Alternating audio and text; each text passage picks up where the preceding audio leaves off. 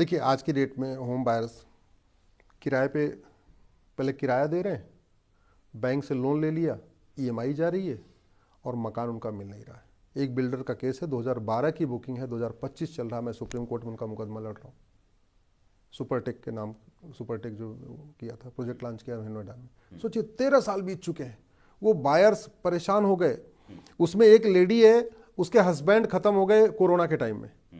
आप समझिए उसका सोर्स ऑफ इनकम भी खत्म हो गया और उसको मकान नहीं मिला। तो क्या ऐसे लोग जो लड़ते लड़ते थक जाते हैं वो क्या करें? कुछ नहीं करते, कुछ नहीं करते, थक हार के बैठ जाते हैं।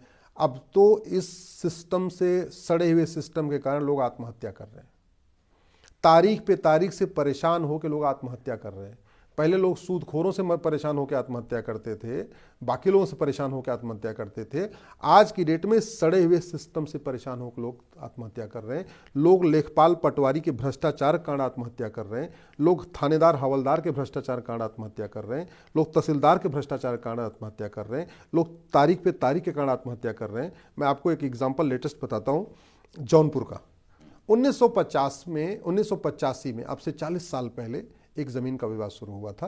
केवल ये तय करना था कि ये वाली वसीयत असली है कि ये वाली वसीयत असली है।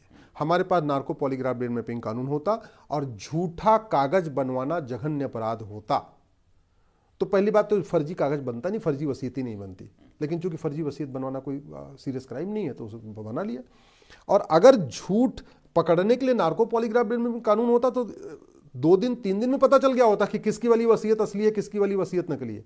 40 साल से वो मुकदमा चकबंदी अधिकारी के यहाँ चल रहा है और शिव मंदिर की जमीन है, 10 बीघे जमीन के 10 बीघे जमीन पे कब्जा कर रखा है लोगों ने, मंदिर की जमीन पे, शंकर जी के मंदिर पे।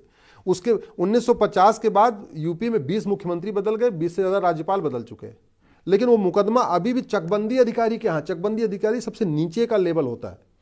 चकबंदी अधिकारी की अपील होगी तो एसओसी के यहाँ जाएगी, एसओसी की अपील होगी तो डीडीसी के यहाँ जाएगी, डीडीसी की अपील होगी तो हाईकोर्ट जाएगा मुकदमा, हाईकोर्ट की अपील होगी तो सुप्रीम कोर्ट मुकदमा आएगा।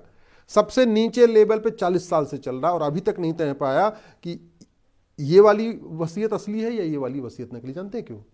क्योंकि भारत में झूठा आधार बनवाना, झूठा राशन कार्ड बनवाना, झूठा बर्थ सर्टिफिकेट बनवाना, झूठा ड्राइविंग लाइसेंस बनवाना, झूठा वोटर आईडी बनवाना, झूठा वसीयत बनवाना, झूठी विरासत बनवाना, फर्जी मार्कशीट बनाना, न फर्जी डॉक्यूमेंट बनाना सीरियस क्राइम, न फर्जी डॉक्यूमेंट बनवाना सीरियस क्राइम। इसलिए लोग फर्जी डॉक्यूमेंट बनवाना, कुछ भी फर्जी वाला कर रहे हैं।